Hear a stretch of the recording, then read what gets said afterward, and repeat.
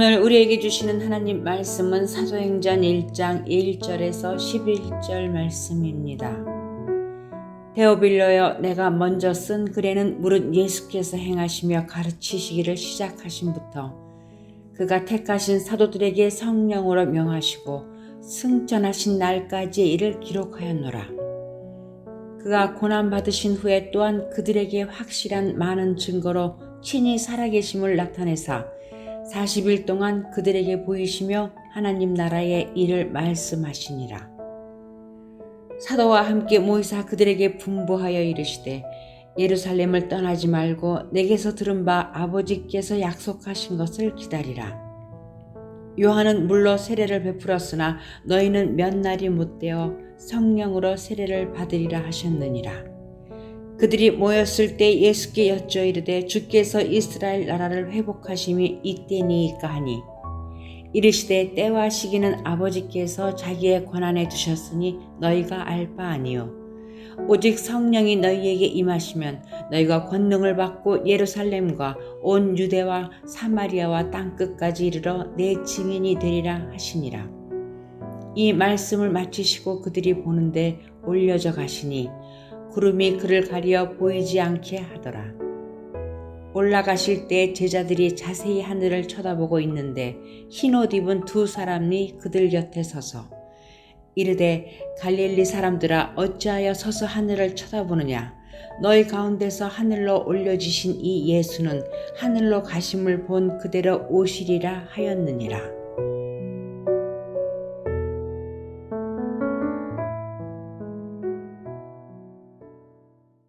신약성경은 27권의 성경 가운데 사도행전을 유일하게 역사서로 가지고 있습니다.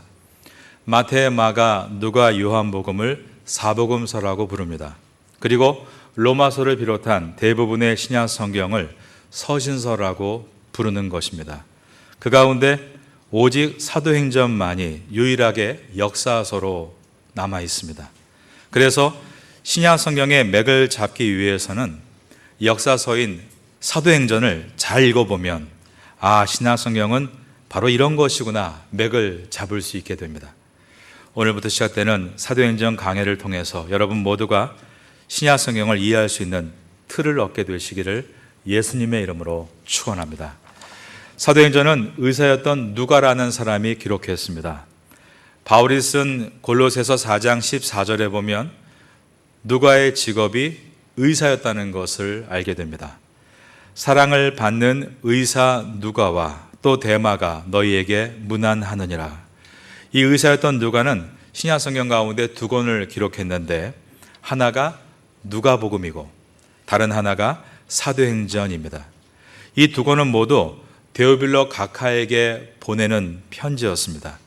누가복음 1장 3절에 보면 이 모든 일을 근원부터 자세히 미루어 살핀 나도 데오빌로 각하에게 차례대로 써보내는 것이 좋은 줄 알았노니. 오늘 본문인 사도행전 1장 1절에는 데오빌로여, 내가 먼저 쓴 글에는 무릇 예수께서 행하시며 가르치시기를 시작하심부터 라고 되어 있습니다. 이처럼 누가복음과 사도행전을 받는 수신인은 데오빌로였습니다. 누가복음은 아까 읽어드린 1장 3절과 같이 모든 일을 근원부터 자세히 미루어 살핀 나도, 즉 기독교의 근원에 관해서 쓴 기록이라면 사도행전은 1장 1절에서 데오빌로여, 내가 먼저 쓴 글에는, 이것은 누가복음을 말합니다. 누가복음에 이어서 두 번째로 보내는 글인 이 사도행전은 기독교가 어떻게 부흥하게 되었는가, 기독교의 확장에 대해서 기록하고 있는 말씀입니다. 누가가 처음 쓴 누가복음은 기독교의 기원을, 그 다음에 쓴 사도행전은 기독교가 부흥하게 된 기독교의 확장에 관해서 기록한 말씀인 것입니다. 이 두 권은 책의 상하권과도 같다라고 할 수 있습니다. 누가에게 이 상하권을 받고 있는 데오빌로는 로마의 높은 관료였습니다. 그래서 누가는 누가복음 1장에서 데오빌로 각하라는 경칭을 사용하고 있습니다. 하지만 이것은 데오빌로 한 사람을 위해서 쓴 말씀이 아니라 하나님을 사랑하는 모든 사람을 위해 쓴 말씀이다라고 해석할 수 있습니다. 사도행전을 설명하는 논문이나 주석이 약 150편이 됩니다. 제가 설교를 준비할 때 그 모든 걸 다 참고하기는 불가능합니다. 하지만 나름대로 하나님 말씀을 사랑하는 목자가 되기 위해 여러 책들을 공부하는 것입니다. 한 번은 그 내용을 공부하다가 기가 막힌 해석을 발견했던 적이 있습니다. 데오빌로가 역사적으로 누구인지 로마 시대의 모든 문헌을 조사해도 확인이 되지 않습니다. 그런데 데오빌로, 이 이름을 원문으로 보면 이것은 헬라어인 theos와 필리안의 합성어인 것을 보게 됩니다.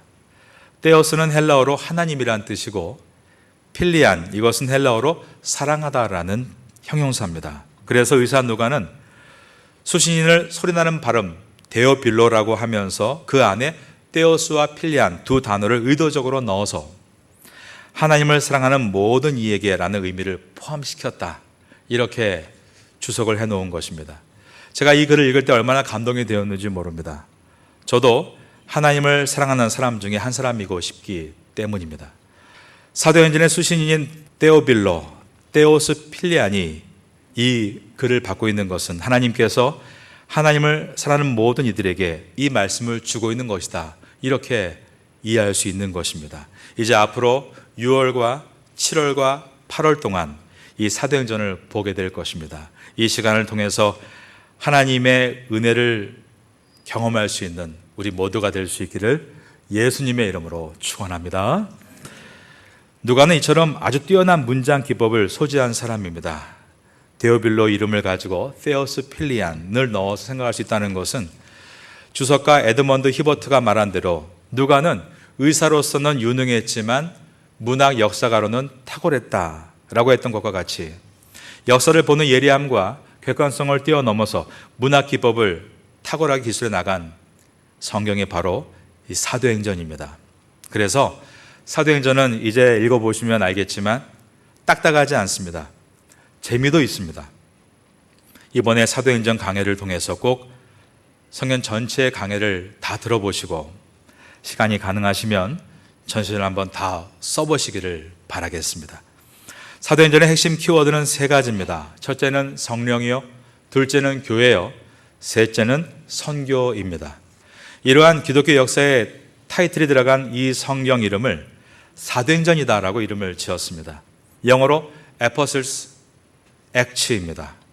사도, 에퍼슬, 행전, 액츠, 그러니까 사도들의 활동이라는 뜻입니다. 성령과 교회와 선교의 확장이 사도들의 활동에 의해서 이루어졌다라는 의미입니다. 이 사도들이 누구였는가? 전에는 예수님의 제자들이라고 불렸던 사람들입니다. 오늘 본문 1장 2절에 보니까 그가 택하신 사도들에게 He had chosen이라고 되어 있습니다. 이미 택해 놓으신이라는 뜻입니다. 3년 전에 예수님께서 갈릴리 바닷가에서 택하셨던 제자들입니다. 대부분 어부 출신이었습니다. 그들이 예수님과 함께 있을 때는 제자라고 불렸습니다. 그런데 예수님께서 하늘로 승천하시고 난 다음부터는 보내심을 받은 자라는 의미인 아포슬, 사도라고 불렸습니다. 제자와 사도의 차이는 제자는 배우는 자리에 있는 것이고 사도는 가르치는 자리에 있는 것입니다. 제자는 교실에 있는 것이라면 사도는 현장에 있는 것입니다. 제자는 받는 자리라면 이제 사도는 베푸는 자리입니다. 이 사도들이 갑자기 생겨난 것은 아닙니다. 예수님께서 이때를 위해 미리 준비시킨 제자들이었습니다. He had chosen, 미리 선택해 놓으신 사람들이었습니다. 처음에 제자훈련을 받고 배우던 사람들이 나중에 놀라운 사역자들, 사도들이 될 수 있었습니다. 예수님은 그들이 아직 제자였을 때 앞으로 너희들이 땅끝까지 가서 복음을 전하게 될 것이다 라고 말씀하셨습니다. 그 말을 들을 당시에는 그것은 불가능한 말로 여겨졌습니다. 큰 나라 강대국의 국민도 아니고 로마의 식민지에 있는 작은 나라 이스라엘, 게다가 국내에서도 수도 예루살렘이 아니라 저 북쪽 촌동네인 갈릴리 바다에 있는 제자들에게 너희들이 미래의 복음을 들고 나라를 뛰어넘어 세계를 다니게 될 것이다 라고 하셨을 때 그것은 불가능한 기대로 여겼던 것입니다. 그러나 하나님이 그들에게 사도행전의 대주제 첫 번째, 성령을 부어주시고, 오순절날 성령의 충만을 통해 사도행전의 대주제 두 번째, 교회가 탄생하고, 그 교회가 예루살렘 교회에서 로마 교회로, 고린도 교회로, 갈라디아 교회로 여러 지역으로 가서 그 지역의 이름으로 교회를 세우면서 사도행전의 대주제인 세 번째, 선교가 시작이 됐습니다. 이와 같이 성령과 교회와 선교라는 사도행전의 핵심 키워드가 사도들의 활동으로 이루어진 것입니다. 그들은 꿈도 꾸지 못했지만 제자훈련을 통해 준비되고, 그 준비된 그들을 사도로 쓰시자 그들은 정말 100년 동안 모두가 세계의 교회들로 흩어지게 되었습니다. 그리고 그 후에 200년이 지난 다음에는 로마의 국교가 기독교가 되므로 유럽 전체가 복음화되는 엄청난 일이 일어나게 되었습니다. 이것이 바로 제자훈련의 능력입니다. 제자로 준비되었을 때 그들이 사도가 될 수 있었습니다. 그 사도들의 활동, 사도행전을 통해 주님의 마스터 플랜, 성령과 교회와 선교가 이루어지게 된 것입니다. 사도행전의 역사가 예수님께서 먼저 제자들을 준비시키고 그들이 성령을 받고 교회를 세우고 선교하고, 그러면서 도시 이름을 따서 로마 교회, 고린도 교회, 갈라디아 교회라고 이름을 지었던 것처럼 우리는 초대교회 원형을 따라 이곳 파테아 땅에 파테아 선교교회를 세웠고, 앞에 있는 표와 같이 말씀을 배워 말씀의 용사가 되고, 점점 기도의 힘을 갖는 기도의 용사가 되며, 섬김의 영역을 넓혀가는 섬김의 용사가 되어갈 때 우리는 사도들의 활동을 통해 그 땅이 변화된 것처럼 이 시대 가운데 이 지역에서 또 다른 사도행전을 써가는 주의 놀라운 교회가 될 수 있는 것입니다. 이 영광스러운 일에 우리 모두가 쓰임받게 되기를 예수님의 이름으로 축원합니다. 예수님은 부활하신 후부터 하늘로 승천하시기 전까지 40일 동안 제자들에게 나타나셨습니다. 마지막 수업을 하시기 위해서였습니다. 제자들을 사도로 부르시기 위해, 마지막 수업을 인도하시기 위해 부활하셔서 하늘로 승천하실 때까지 40일 동안 제자들과 함께 계셨습니다. 마지막 제자 수업에서 강조하신 것이 무엇인가? 3절에 들어있는 말씀입니다. 그가 고난받으신 후에 또한 그들에게 확실한 많은 증거로 친히 살아계심을 나타내사 40일 동안 그들에게 보이시며, 그 다음 절을 따라 하시겠습니다. 하나님 나라의 일을 말씀하시니라. 예수님께서 무엇보다 강조하신 것은 하나님 나라의 일이었습니다. 이것은 죽어서 가는 천국의 이야기가 아니라 이 땅에서 우리가 경험해야 할 하나님의 나라를 말씀하신 것입니다. 우리는 이 땅에서 두 개의 시민권을 가지고 살아가고 있습니다. 이 세상 나라의 시민으로 살면서 또한 하나님 나라의 시민으로 살고 있는 것입니다. 예수님을 나의 구주로 믿는 순간부터 이 이중국적은 시작이 됐습니다. 내가 예수님을 믿겠다고 고백하고 교회를 다니는 순간부터 이 땅에 살지만 나의 생각과 나의 컬처, 나의 문화는 하나님 나라의 것을 사모해야 하는 것이 우리 안에 DNA로 들어온 것입니다. 그러면 하나님 나라의 백성으로 가져야 될 생각과 컬처, 문화가 무엇인가? 로마서 14장 17절에 이렇게 기록되어 있습니다. 하나님의 나라는 먹는 것과 마시는 것이 아니요 오직 성령 안에서 의와 평강과 희락이라 라고 되어 있습니다. 우리 겉사람이 시중하는 먹고 사는 그런 문화가 아니고 우리 내면을 가꾸는 성령님 안에서의 의와 평강과 희락이 우리 인생의 목적이다라고 기록하고 있는 것입니다. 부활하시고 나서 승천하시기 전까지 40일 동안 예수님은 이 지상에서 마지막 가르침을 주시는데 그 내용은 너희가 하나님의 나라의 일을 관심을 가지라고 하신 것이었습니다.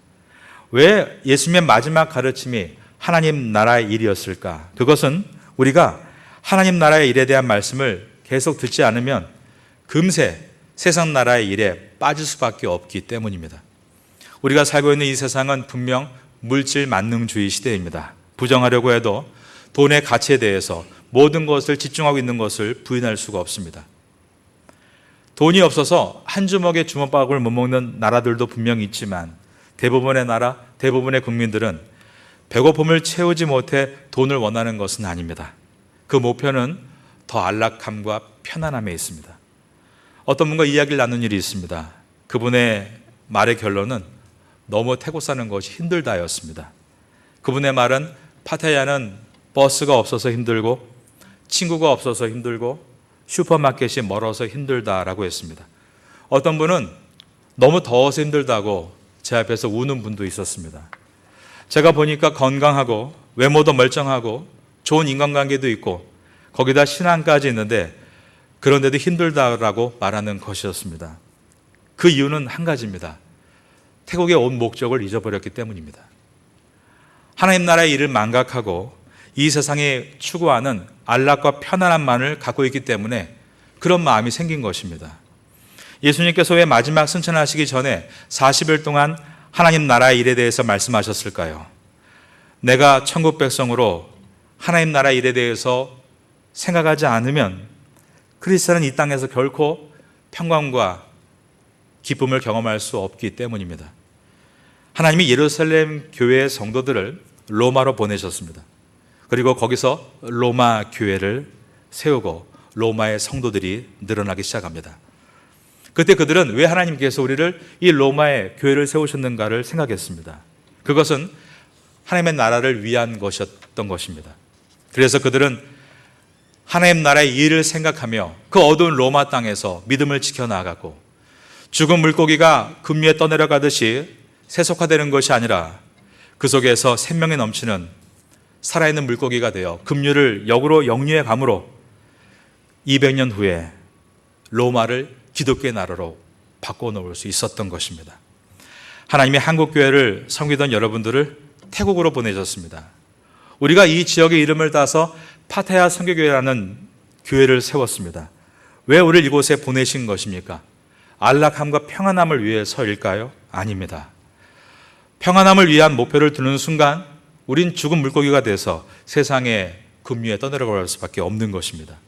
우린 이곳에서 하나님의 나라의 일을 생각해야 합니다. 로마 교회를 통해 로마 나라가 변화됐던 것처럼 이 땅을 하나님의 나라로 바꾸시는 하나님의 나라의 일을 생각하고 그 일에 동참할 때 우린 참된 평강과 기쁨을 얻으며 이 사명을 감당할 수 있는 것입니다. 여러분 너무 편안함과 안락함에 익숙해지시진 않았습니까? 오늘부터 조금 불편한 마음을 각오하길 바라겠습니다. 주님 나라의 백성으로 살겠다는 각오를 하면 오히려 조금 불편한 것이 우리에게 은혜가 될 수 있습니다. 하나님 나라의 일을 위해서 참고 인내하는 것이 그 어떤 것보다 고귀함임을 기억하고 담대히 나아가면 그때부터입니다. 세상을 살아갈 힘을 다시 얻게 될 줄로 믿습니다. 주기도문 내용처럼 나라에 임하옵시며 날마다 기도하라고 하신 이 기도문의 내용과 같이 날마다 하나님의 나라의 일을 생각하는 가운데 주님의 은혜를 다운로드 하셔서 이 땅에서 승리롭게 살아갈 수 있는 성도가 될 수 있기를 예수님의 이름으로 축원합니다. 4절을 보겠습니다. 사도와 함께 모이사 그들에게 분부하여 이르시되 예루살렘을 떠나지 말고 내게서 들은 바 아버지께서 약속하신 것을 기다리라. 예수님께서 예루살렘을 떠나지 말라라고 하셨습니다. 예루살렘은 갈릴리 시골 사람들에게는 불편한 곳이었습니다. 자기의 고향인 홈그라운드가 아니었습니다. 게다가 자기의 스승이 십자가에 못 박혀 죽은 곳입니다. 스승을 보호하지 못하고 비겁하게 도망치며 연약한 인간성을 적나라하게 드러냈던 부끄러운 장소였습니다. 그리고 스승을 위협한 그 위협의 기운이 아직 남아있는 곳입니다. 그런데 주님은 그 자리를 떠나지 말라라고 하셨습니다. 이것은 세상의 원리와 정반대되는 가르침입니다. 세상은 실패한 곳은 떠나라고 말합니다. 하지만 주님은 실패한 곳에서 다시 일어나라라고 말씀하십니다. 실패한 곳에서 꽃을 피우라고 말씀하십니다. 신앙이 멈춘 자리에서 다시 운동하라고 말씀하십니다. 그 이유는 내가 보기에 그것이 실패였다고 판단하지만 주님의 눈에는 그것이 실패가 아니었다는 말씀입니다. 그것은 제자가 사도가 되기 위해 성장통을 겪고 있는 것이지 실패가 아니며 그 실패의 아픔도 제자도의 한 과목이었다라는 것입니다. 저도 27년 동안 태국 선교를 돌아볼 때 정말 부끄러울 만큼 많은 실패를 경험했습니다. 그러나 그 실패를 통해 깨닫는 것이 있는데 첫 번째가 저를 낮추는 것이었고, 두 번째가 오히려 실패를 통해서 더 많은 것들을 경험하게 되므로 실패를 더 이상 하지 않을 수 있는 방법들을 배우는 비결이 되었습니다. 우리가 세상의 기준으로 편안함이 인생의 성공이라 말한다면 우리 모두는 오늘도 실패한 사람들입니다. 왜냐하면 왜 이 평안한 주일에 편안하게 집에 있지 않고 몸을 일으켜 이곳에 나와 있단 말입니까? 하지만 하나님 나라의 관점으로 보면 우리가 나와 있는 이 곳은 성령의 부흥을 앞두고 있는 곳이고 주님의 역사가 일어날 마가의 다락방이며 또한 이곳을 통하여서 태고 땅과 더 나아가 온 아시아가 변할 수 있는 주님의 은혜의 장소이기 때문에 이곳에 모여 있는 줄로 믿습니다. 나라에 임하옵시며 하나님 나라를 사모하고 하나님 나라의 백성으로서 하나님의 일을 생각하며 그것을 위해서 좀 더 불편함을 감수하고 주님의 일을 하겠다라고 결단하면 주님께서 그들의 활동을 통해서 사도행전, 사도의 활동을 통해 열방의 복음이 전해진 것처럼 우리의 활동을 통해 놀라운 은혜가 이 태국 땅에 일어나게 될 줄로 믿습니다. 여러분이 보시기에 여러분이 서 있는 곳이 세상의 가치로 볼 때 실패의 자리로 보인다 할지라도 하나님께서는 그곳에서 여러분에게 주를 볼 수 있는 기회의 땅이 되게 하실 것입니다. 오늘 주시는 말씀인 예루살렘을 떠나지 말고 아버지 약속하신 것을 기다리라. 이 말씀을 붙들고 실패한 자리에서 다시 아름다운 꽃을 피우는 여러분 될 수 있기를 바라겠습니다. 사도행전을 시작하면서 이러한 은혜가 우리 모두에게 임할 수 있게 되기를 마지막으로 예수님의 이름으로 축원합니다.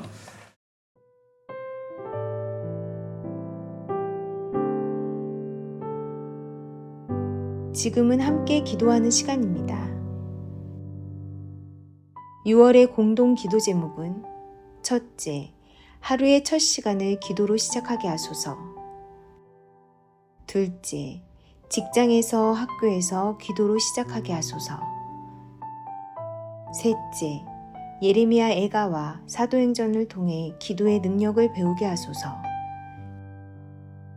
넷째, 6월 13일 구역장 1일 수양회를 통해 기도에 불이 붙는 은혜를 허락하소서. 말씀을 붙잡고 기도하는 귀한 시간 되시기를 소망합니다.